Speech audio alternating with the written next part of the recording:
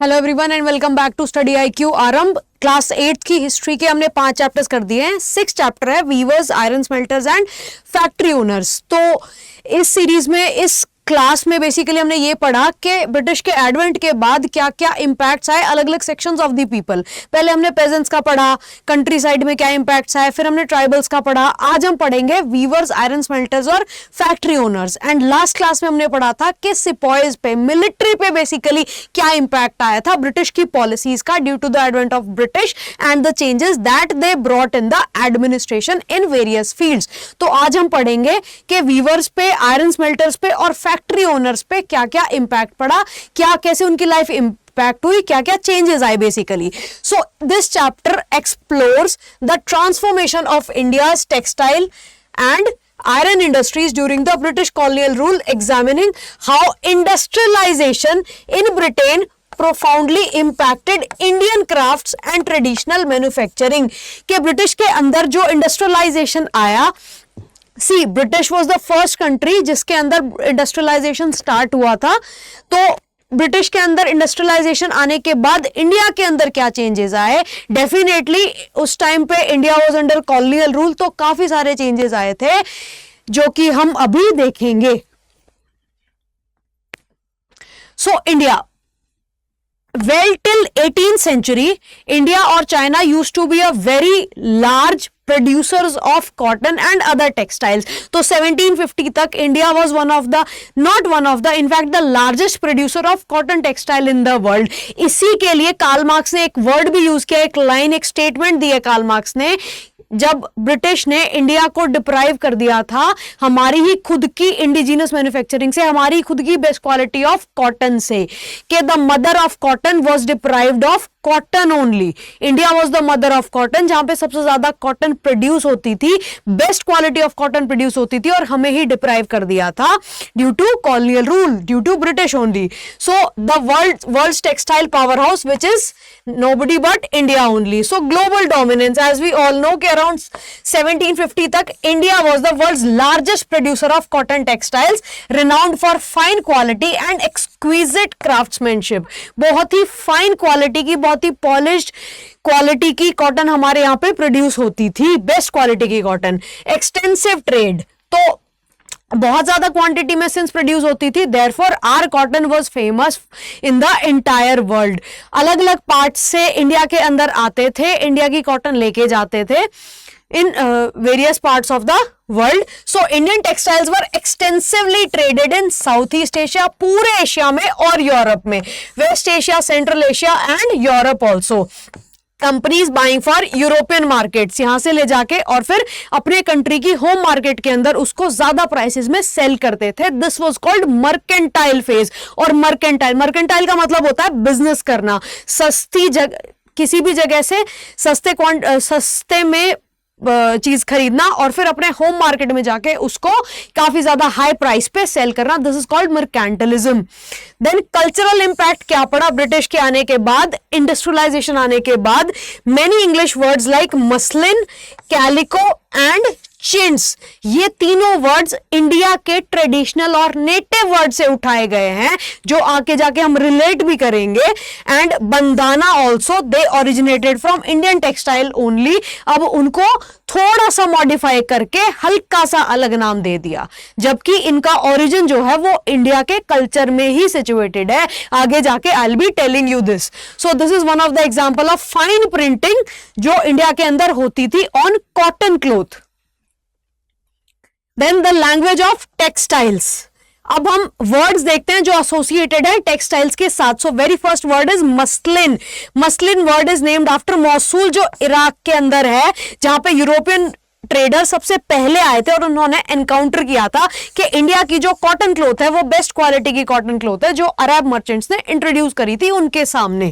Then calico, calico word use किया गया है सबसे पहले, कैलिकट से डिराइव किया। Calicut is the coast of Kerala, जहां पर पोर्तुगीज सबसे पहले लैंड किए थे 1498 के अंदर। Vasco da Gama was the first Portuguese to have landed to Calicut post. Then this became the general name for all the cotton textiles. ये भी cotton के लिए word use किया जाता है, ये भी cotton के लिए use किया जाता है. And chintz, this word has been derived from cheat, जिसको हम आज भी use करते हैं. cheat पता है ना? Then हिंदी वर्ड छीट से डिराइव किया गया है विद कलरफुल फ्लारी डिजाइन्स. कोई भी बेसिक सॉलिड कपड़ा कॉटन क्लोथ जो होता है उसके ऊपर कोई भी फ्लारी डिजाइन जो होते हैं छोटे छोटे, दैट इज कॉल्ड छीट और chintz. That's one and the same thing only. This created a craze in England from 1680s. Then bandana, bandana word Hindi word से आया है बांधना या bandhani print. Tie and dye जो आज भी यूज होता है. देर आर कॉटन क्लोथ्स जो आज भी आते हैं विच आर यूज्ड, जो बनते हैं टाई और डाई टेक्निक से. जो डायर्स होते हैं वो उनको टाई करके थ्रेड से और फिर डाई करते हैं. 2-3 कलर की शेडिंग आती है उसके अंदर. So that is refer to as bandana, tie और dye technique.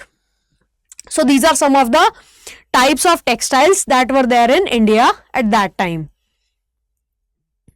Then British responses to Indian textile success. So first of all 1720 में Calico Act लेके आई है जिसके अंदर British government banned printed cotton textiles in England to protect domestic wool and silk markets.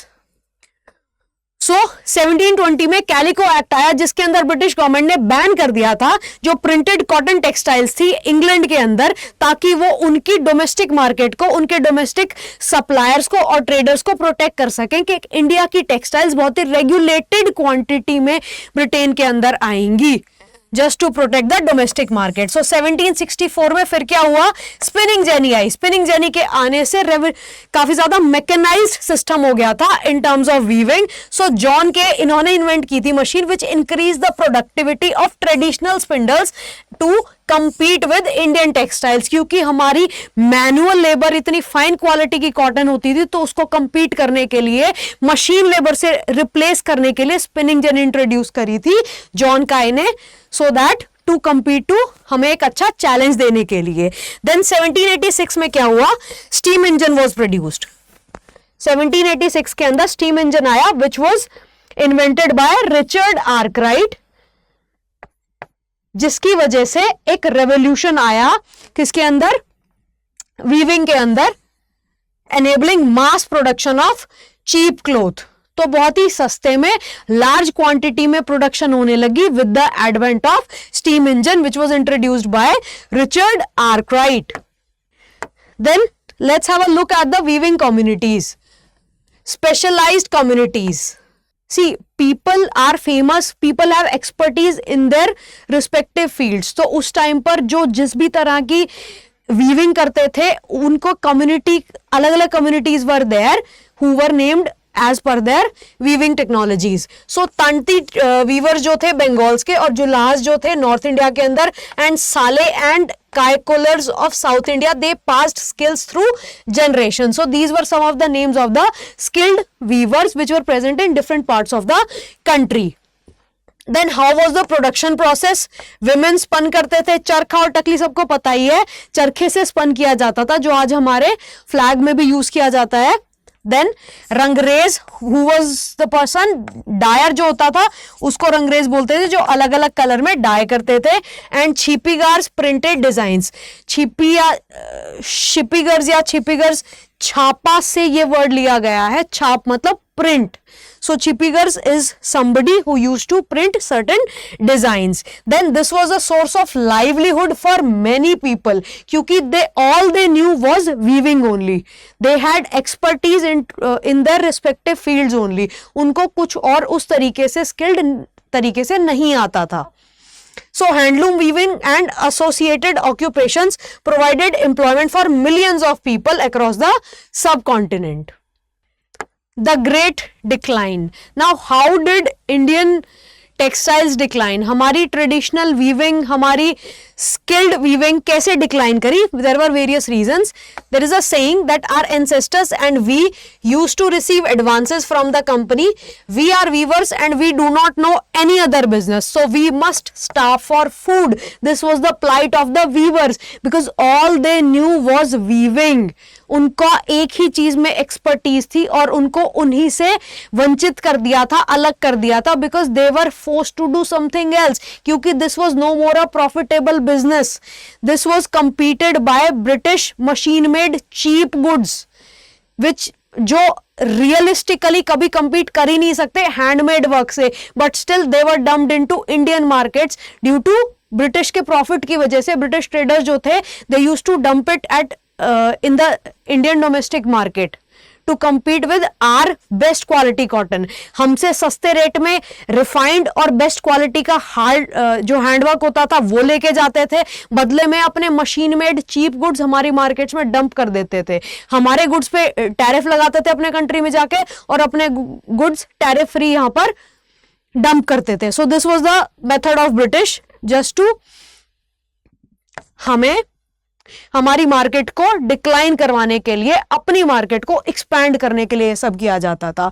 सो ये this was a petition from 12,000 weavers in 1823. So by 1823 2/3 जो British cloth था वो dominate करता था इंडियन मार्केट के अंदर.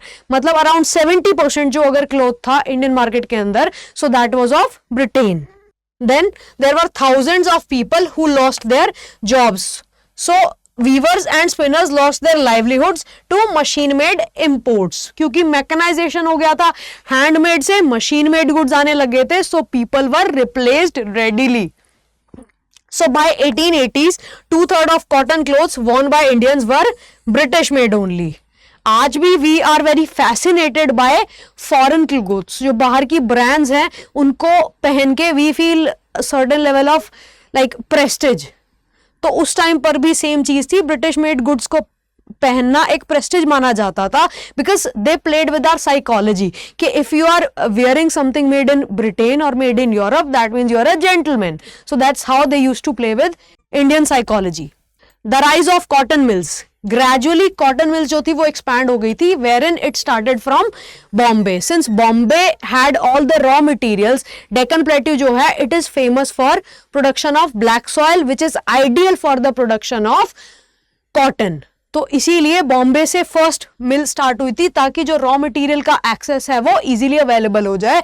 देयरफॉर फर्स्ट मिल बॉम्बे में आई 1854 के अंदर. Established as spinning mill, taking advantage of proximity to cotton growing regions and port access. Bombay is a port city, तो वहां से इंपोर्ट और एक्सपोर्ट भी इजी हो सकता है. That is why it was the ideal place for cotton mill to be established. Then rapid expansion हुआ कैसे? बाय 1900. सी 1854 में फर्स्ट कॉटन मिल आ गई. By 1900 over 84 mills were there in Bombay, जो कि पारसीज और गुजरातीज ने एस्टैब्लिश कर दी थी. दे वर द बिजनेसमैन उस रीजन में. देन जोग्राफिकल स्प्रेड, धीरे धीरे बॉम्बे से ये एक्सपैंड हुआ जोग्राफिकली. जो मिल्स थी वो बॉम्बे से बाहर भी निकली और दूसरी जगह भी बनी. लाइक फॉर एग्जांपल 1861 में अहमदाबाद में, 1862 में कानपुर में और दूसरी भी जगह पे लाइक साउथ इंडिया में तमिलनाडु वगैरह में भी बनी.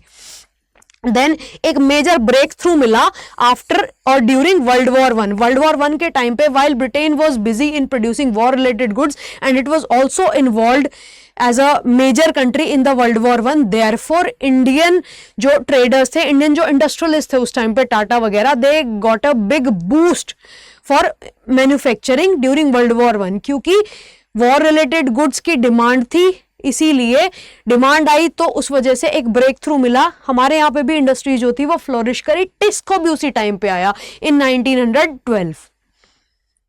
Therefore, this was the first major growth spot during World War I when British imports declined and military supplies were needed. Mass production चाहिए थी, दैट इज वाई बहुत सारी कॉटन मिल्स आई उस टाइम पे. The legend of Wootz steel, ये एक type का ऐसा स्टील था जो आर्मर को भी क्रॉस करके, मतलब इससे तलवार बनाई जाती थी, इससे ऐसी फाइन स्टेनलेस स्टील की तलवारें बनाई जाती थी which was able to even cut down through the armour, जो आर्मर होता था, प्रोटेक्शन इक्विपमेंट होता था, उसको भी चीरते हुए ये निकल जाती थी। एंड दिस तलवार वाज ऑफ, ये स्वॉर्ड किसकी थी? टीपू सुल्तान की, which is world wide famous. Even Faraday ने भी इस पे रिसर्च करी है कि किस टेक्नोलॉजी से यूज करी जाती थी, but unfortunately by 19th century it had to decline due to British, क्योंकि ब्रिटिश ने जो नेटिव टेक्नोलॉजी थी, जो नेटिव स्किल्ड लोग थे, वो छोड़े ही नहीं थे। They were otherwise living on the patronage of the rulers, जो कि इन्होंने खत्म कर दिया था। अपने मशीन मेड गुड्स ले आए थे, इनकी सैलरीज कम कर दी थी, टैक्सेस बढ़ा दिए थे। So they were reduce to beggary, they were reduce to starving. This was the situation.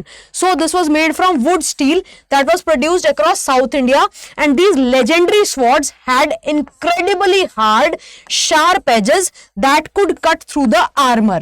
The flowing water pattern जो आपको दिख रहा है इसमें, from carbon crystals, यहां से बनाया जाता था वो.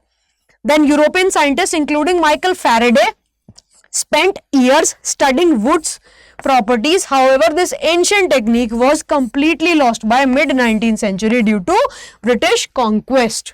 Unfortunately, decline हो गया था the best of iron techniques. Then iron industry transformation. So first of all, traditional smelting कैसे होती थी? Every district had local smelters using clay furnace, जो मिट्टी का चूल्हा होता है उधर जलाया जाता था आयरन को, स्टील को और मेटल्स वगैरह को, और फिर रिक्वायर्ड शेप दी जाती थी। जो लोकल लोग किसी डिस्ट्रिक्ट में, रीजन में, विलेज के अंदर रहते थे, they used to smelt iron and give the desired shape. And there were certain communities dedicated for this very work. They were called agrarias. They were specialized in iron production for daily equipments. Then forest laws का क्या impact पड़ा? Colonial forest restrictions ने क्या किया?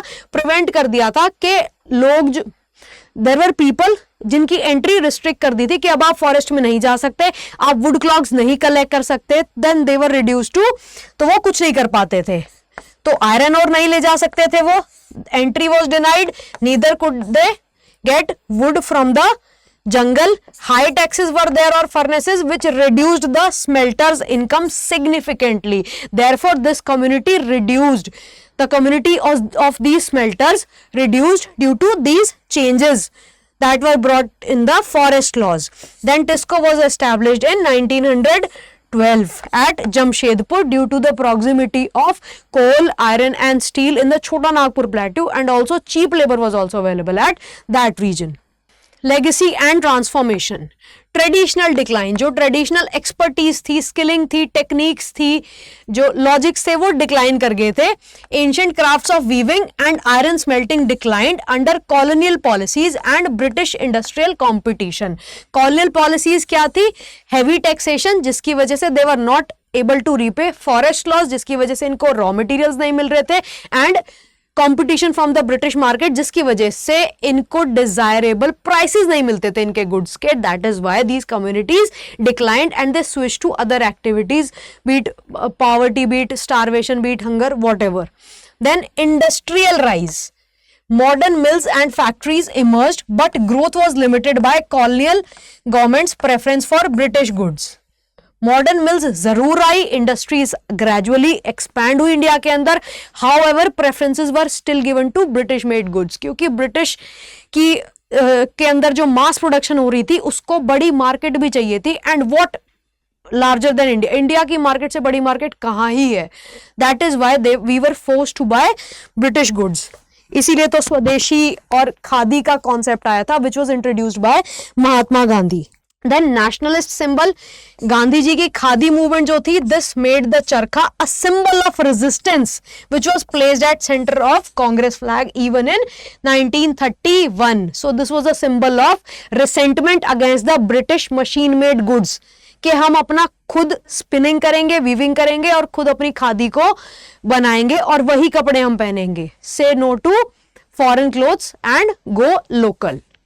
स्वदेशी 1905 में, जिसको एक काफी ब्रेक थ्रू मिला था मेजर, जब इंडिया और बांग्लादेश का वो पार्टीशन होने वाला था 1905 में, वेयर इन स्वदेशी movement was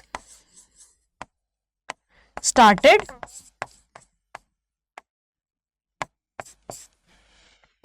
So all we can say that the story of Indian textiles and iron reveals how colonial rule transformed traditional industries, creating both destruction and new opportunities. Destruction क्या हुई, जो पुरानी skills थी, techniques थी, जो expertise थी लोगों की, वो डिक्लाइन होती गई ड्यू टू डिमांड कम होने की वजह से, and new opportunities as in British के मशीन मेड गुड्स आए, then new technologies were introduced like spinning jenny and steam engine, and new industries came up, creating both destruction and new opportunities that shaped modern India's industrial landscape.